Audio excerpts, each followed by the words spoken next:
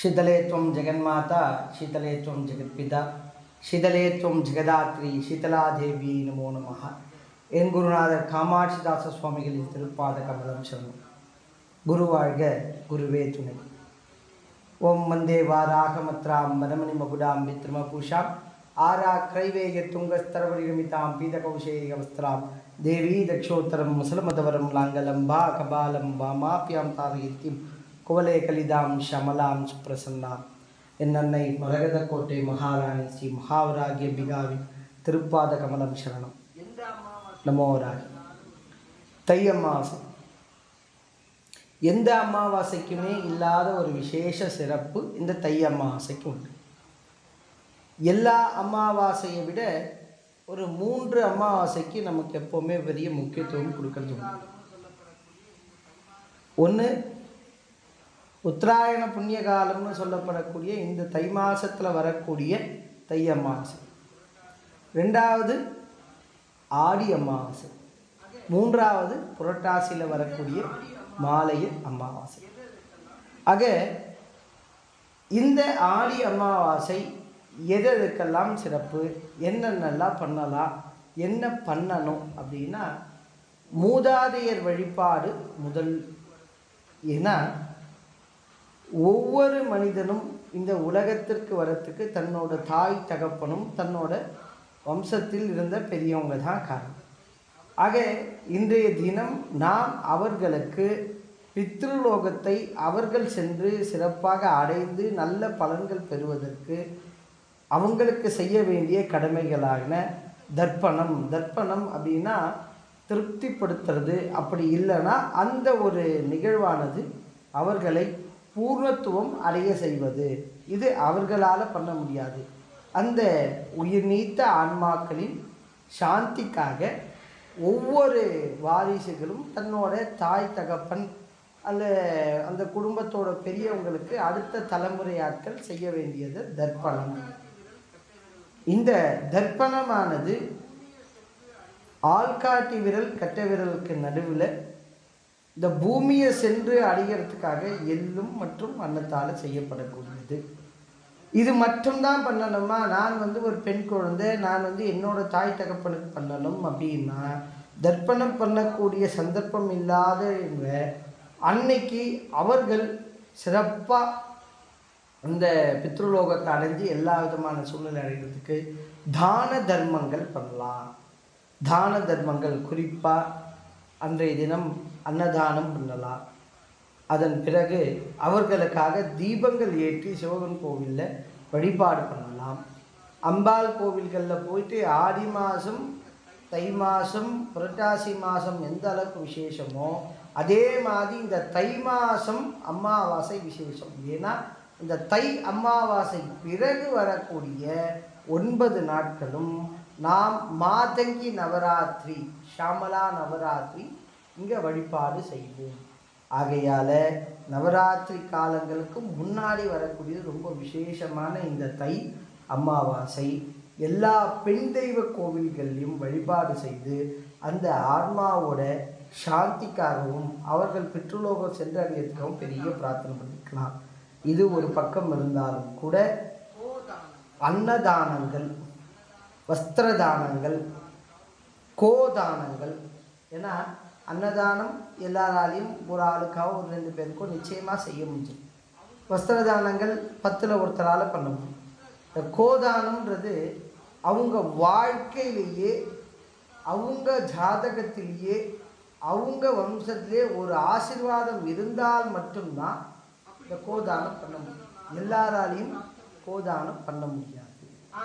அப்படி கோதானம் பண்ணணுன்னாலும் அதுக்கு ஒரு பிராப்தம் இருக்கு. ஆனால் ஒரு கோதானம் செய்கிறதால உனக்கு முன்னாடி 7 தலைமுறை செய்தவர்களுக்கு பின்னாடி 7 தலைமுறை மோட்சம் அடையும். சுவாமி, எங்களால் கோதானம் பண்ண முடியாது, நாங்கள்லாம் என்ன பண்ணுறது? தவறு. அருகாமையில் இருக்கக்கூடிய பசுமாட்டுக்கு தீவனங்கள் கொடுத்து அது அவர்கள் உண்றதாலேயே நமக்கு பெரிய ஆசீர்வாதம் கிடைச்சோம். தீவனம்னா எப்படி கொடுக்கலாம்? நிச்சயமாக வெல்லம், கோதுமை. ஏன்னா சூரியனை மையப்படுத்தி அவர் சாந்தப்படுத்த கோதுமை, அரிசி சந்திரன். அதே மாதிரி அதோட இந்த பித்ருக்களுக்கு நம்ம செய்யக்கூடியது எள். அதை எல்லா மாட்டுக்கும் நம்ம கொடுக்க முடியும். அதனால் எள்ளு புண்ணாக்கு இல்லைன்னா எள்ளு உருண்டைகள் இந்த மாதிரி மாட்டுக்களுக்கு கொடுக்கறது பெரிய ஆசீர்வாதம். நமக்கு கோமாதா கிட்டவங்களும் நம்மளோட மூதாதையர்கிட்டும் நமக்கு நிச்சயமாக கிடைக்கும். இதெல்லாம் தை அமாவாசை அப்படின்னு நம்ம அன்றைய தினத்தில் செய்ய வேண்டிய சின்ன சின்ன காரியங்கள். குறைந்தபட்சமாக நம்ம வீட்டில் எல்லாரும் படையெல்லாம் போடுவோம் பெரியவங்களுக்கு. அதெல்லாம் கூட முடியாதவங்க அந்த உயிர்நீத்த ஆத்மாக்களுக்காக அருகாமல் இருக்கக்கூடிய கோவில்களில் சென்று மதியம் 12லேருந்து 1 அபிஜித் முகூர்த்தத்தில் தீபத்தை எழுத்தி அந்த ஆத்மா சாந்தி அடைகிறதுக்காகவும் இருள் நிறைந்த என் வாழ்க்கை ஒளிமடைந்ததாக மாறணும்னு நம்மளால் பிரார்த்தனை பண்ணுறதுக்கும் ரொம்ப விசேஷமான நாள். அதனால் எல்லாருமே தவறாமல் இந்த மாதிரி வழிபாடுகள் அவசியம் பண்ணுங்கள். முடிஞ்சவங்க தானம் பண்ணுங்கள், முடியாதவங்க தர்ப்பணம் பண்ணுங்கள், அதுவும் முடியாதவங்க அட்லீஸ்ட் விளக்கேற்றியாவது வழிபாடு செய்யுங்க. இதெல்லாம் தை மாதம் அமாவாசையில் செய்ய வேண்டியது. அது மறுநாள்லேருந்து ஒரு 9 நாள் விசேஷமான நாள். என்ன நாள் அப்படின்னு பார்த்தீங்கன்னா மாதங்கி நவராத்திரி. மகாதேவி லலிதா திரிபுர சுந்தரியோட மந்திரியாக விளங்கக்கூடிய அன்னை ராஜமாதங்கிக்கு உண்டான நவராத்திரி. இந்த நவராத்திரி யாரெல்லாம் வழிபாடு பண்ணுறாங்களோ அவங்க அனைவருக்கும் அவங்க உள்ளத்திலும் இல்லத்திலும் ஞானம், அறிவு, செல்வம் எல்லாமே சேரும். அம்பாள் ஞானத்தை கொடுக்கக்கூடியவ அப்படின்னு பார்த்தா நிச்சயமாக அவன் ஞானத்தை கொடுக்கக்கூடியவன். செல்வத்தை அருளக்கூடியனா அவளை மாதிரி ஒரு வசீகரத்தன்மையும் ஒரு ஆளுமையும் யாராலையும் கொடுக்கவே முடியும். சரி, அம்பாள் நல்ல நினைத்த காரியங்களையும் ஞானத்தையும் கொடுவ அப்படின்னு பார்த்தீங்கன்னா அதை தாண்டி அவளை மாதிரி ஒரு காவலோ ஒரு அனுசரணை யாராலையும் கொடுக்க முடியாது. இந்த மாதங்கியோட வழிபாடு இந்த 9 நாட்கள் தை மாதம் அமாவாசையிலிருந்து அந்த அமாவாசை திதியிலிருந்து 9 நாட்களும் நீங்கள் மாதங்கியை வழிபாடு பண்ணுறது ரொம்ப விசேஷம்.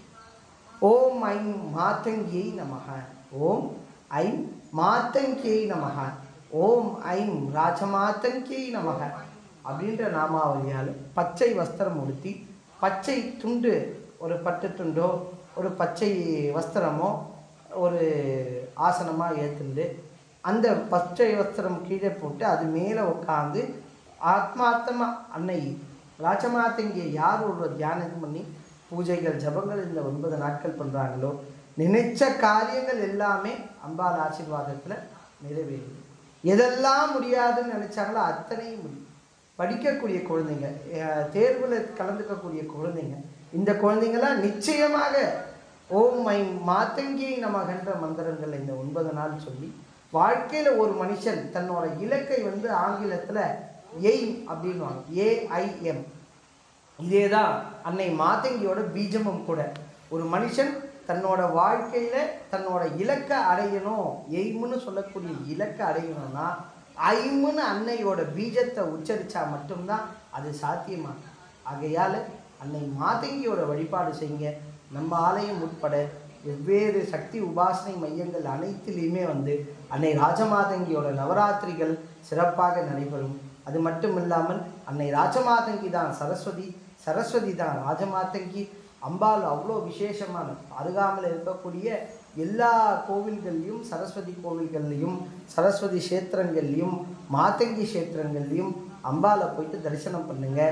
அருகையில் சென்று வழிபட முடியாத சூழ்நிலை இருக்கிறவங்க அன்னை சரஸ்வதியோட படமும் மாதங்கி படமும் வைத்து மாலை 6 மணி அளவிலே ஒரு சின்ன விளக்கை ஏற்றி அம்பாளுக்கு ஒரு சின்ன நைவேத்தியம் நம்மளால் முடிந்ததை செய்து குறிப்பாக ஓம் ஐம் மாதங்கியை நமக, ஓம் ஐம் மாதங்கியை நமகன்னு சொல்லிட்டு சின்ன சின்ன குழந்தைகள், எக்ஸாமுக்கு போகக்கூடிய தேர்வுக்கு கலந்துக்கக்கூடிய குழந்தைகளுக்கு இந்த மந்திரத்தை சொல்லி 108 தடவை ஓம் ஐம் ராஜமாதங்கியை நமக, ஓம் ஐம் சரஸ்வதி நமகன் இந்த ஒரு நாமாவளியை 108 தடவை மாலையில் உட்காந்து பரீட்சையில் கலந்துக்கக்கூடிய குழந்தைகள் எல்லாம் அவசியமாக சொல்லிது அம்பாளுக்கு தேனை நைவேத்தியமாக வச்சு அந்த தேனை அந்த குழந்தைங்களுக்கு எக்ஸாம் போகிறதுக்கு முன்னாடி, பரீட்சைகளை கலந்துக்கிறதுக்கு முன்னாடி அதை கொஞ்சம் கொஞ்சம் குழந்தைங்க இறந்துட்டு வர்றது பெரிய விசேஷம். ஒவ்வொரு நாளைக்கு ஒவ்வொரு நைவேத்தியம் வைத்து இந்த 9 நாட்களும் அம்பாள் அன்னை ராஜமாதங்கியோட பரிபூர்ணமான ஆசீர்வாதம் பெறுங்க. ராஜமாதங்கி ஏன் அவ்வளோ விசேஷம் அப்படின்னா, அம்பாள் ஞானத்தை மட்டும் கொடுக்கக்கூடிய ஞான சக்தியாக மட்டும் விளங்கலை. அம்பாள் நமக்கு உத்தியோகத்தில் இருப்பாங்க, மேலதிகாரிகளோட ஒரு இணக்கமான சூழ்நிலை இல்லாத ஒரு சூழ்நிலை இருக்கும், வேலை செய்யக்கூடிய இடத்துல மனக்கசப்புகள் இருக்கும், நம்மளை பார்த்தாலே நிறைய பேருக்கு சிரமமாக இருக்கும். அந்த இடத்துலலாம் நம்மளை பார்த்தா அவங்களுக்கு ஒரு ஆசீர்வாதமும் ஒரு பெரிய அட்ராக்ஷனும் ஒரு வசீகர தன்மையும் கொடுக்கக்கூடியவள் அன்னை ராஜமாதை. இது மட்டும் இல்லாமல் எந்தெந்த இடத்துலலாம் நமக்கு இடர்பாடுகளால் வேலைகள் நடக்காமல் இருந்துச்சோ அந்த எல்லா இடத்துலையும் எல்லா வேலைகளையும் நம்மளை பார்த்தவனே செய்யக்கூடிய ஒரு ஆசீர்வாதம் அன்னை ராஜமாதங்கி வழங்குவான். உங்களுக்கு பதவி உதவி வேணுமா, பதவியோட உயர்வும் கிடைக்கும், உத்தியோகத்தில் ஆதாயம், அதே மாதிரி தொழில் ஸ்தானங்களில் பெரிய நிலைகள். இது மட்டுமல்லாமல் அரசியல் மற்ற எல்லா துறைகளில் இருக்கக்கூடியவங்களை விட இந்த அரசியல் மற்றும் கலைத்துறையில் இருக்கிறவங்களுக்கு ரொம்ப விசேஷம். ஏன்னா இவ ஞானத்து மட்டும் இல்லை, கலைகளின் தேவி. அதனால தான் அம்பாள் கையில் பார்த்திங்கன்னா வீணை இருக்கும். இந்த நவராத்திரி காலங்களில் கலைஞர்களை மதிக்கிறது ரொம்ப விசேஷம், கலைஞர்களுக்கான உதவிகள் செய்கிறது ரொம்ப விசேஷம். இசைக்கலைஞராக இருக்கட்டும், நாடக கலைஞராக இருக்கட்டும், திரைத்துறையினராக இருக்கட்டும், எல்லா துறை அது ஒரு கலை இருக்குது. அந்த கலையை ஒருத்தர் பற்றி வந்தார்னா அவர்களை மதிக்கிறது பெரிய ஆசீர்வாதமாக இருக்கும். ஆக அம்பாள் இடத்துல யார் இந்த நவராத்திரி காலங்களில் எந்த பூஜைகள் செய்தாலும் அது விசேஷம். குறிப்பாக தான தர்மங்கள் இந்த நவராத்திரி காலங்களில் யாருக்கெல்லாம் செய்யலாம் அப்படின்னு பார்த்தீங்கன்னா, இந்த மாதங்கின்னும் போதே படிப்புக்கும் அறிவுக்கும் ஞானத்திற்குமான தேவதை. ஆகையால் படிக்கக்கூடிய குழந்தைகளுக்கு நோட்டு புஸ்தகம், பேனா இந்த மாதிரி விஷயங்கள் தானம் பண்ணுறதும், அதே மாதிரி பச்சை பயிறு தானம் பண்ணுறதும், இது மட்டும் அல்லாமல் கலைத்துறை மற்றும் இசைக்கலைஞர்கள், நாடக கலைஞர்கள் இவங்களுக்கான ஒரு பரிசுக்கும் அன்பளிப்பும் இதெல்லாம் கொடுத்து தானங்கள் கொடுக்கறது பெரிய ஒரு உன்னதமான நிலைகள் கிடைக்கும். அடுத்த கட்டத்துக்கு யாரெல்லாம் வாழ்க்கையில் முன்னேற்றணும்னு நினைக்கிறீங்களோ அவங்கெல்லாம் இந்த ராஜமாதங்கி வழிபாடு பண்ணுறது ரொம்ப விசேஷம். அது மட்டுமல்லாமல் படிக்கக்கூடிய மாணவர்கள் இருக்கக்கூடிய வீட்டில் நிச்சயமாக இந்த மாதங்கி நவராத்திரி அன்னை மாதங்கியோட படம் வைத்து ஒரு விளக்கு வைத்து பூஜை பண்ணுறது ரொம்ப ரொம்ப ரொம்ப விசேஷம். அருகாமையில் சரஸ்வதி கோவில் இருந்தால் அது இன்னும் உத்தமம்.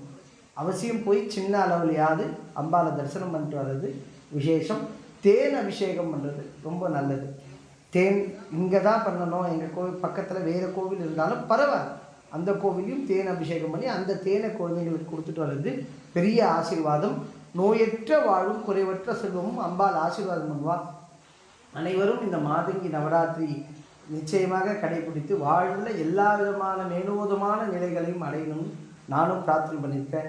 கூடுமான வரை இந்த பூஜைகள்லாம் பண்ணக்கூட எனக்கு சிரமமாக இருக்குது, அதுக்கான கால அளவு இல்லை, நான் ஒரு பக்கம் வேலையில் இருக்கேன், என் மனைவி ஒரு பக்கம் வேலையில் இருக்கா, எங்களை பூஜை செய்கிறதுக்கு கூட நேரம் இல்லை, தவறே இல்லை.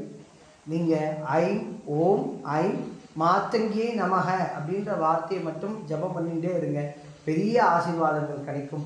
நிச்சயமாக குழந்தைகள், கலைஞர்கள், அதே மாதிரி ஒரு வியாபார ஸ்தானத்தில் இருக்கவங்க நிச்சயமாக இந்த மாதங்கி வழிபாடை பயன்படுத்திக்கலாம். இந்த மாதங்கி தான் மீனாட்சி, இந்த மாதங்கி தான் சரஸ்வதி, இந்த மாதங்கி தான் பச்சையம்மன், இந்த மாதங்கி தான் ஞானத்தை கொடுக்கக்கூடியவள். ஆக எல்லா விதமான இடைப்பட்ட காரியங்களும் அம்பாலை ஜபம் பண்ணி இந்த நவராத்திரி காலங்கள் நீங்கள் ஸ்ரத்தையாக பூஜை பண்ணும் போது பெரிய விசேஷம். சந்தர்ப்பம் இருக்கக்கூடியவங்க, வாய்ப்பு இருக்கக்கூடியவங்க அம்பாளுக்குன்னு பிரதான கலசம் வைத்து நவராத்திரி கடைப்பிடிங்க. முடியாதவங்க ஜபம் பண்ணுங்க, அம்பாலோட கோவில்களுக்கு சென்று தீபம் ஏற்றி வழிபாடு பண்ணுங்க. எல்லாமே இந்த தை அமாவாசை அன்று கலசஸ்தாபிதம் வைத்து அதன் பிறகு 9 நாள் தொடர்ச்சியாக இந்த நவராத்திரி செய்து முடிங்க. நிச்சயமாக வாழ்க்கையில் அல்லதெல்லாம் நீங்கி நல்லதெல்லாம் நடக்கும். ஓம் நமோ வராகி, ஓம் ஐம் மாதங்கியே நமக, ஓம் ஸ்ரீ குருப்யோ நமக. நமோ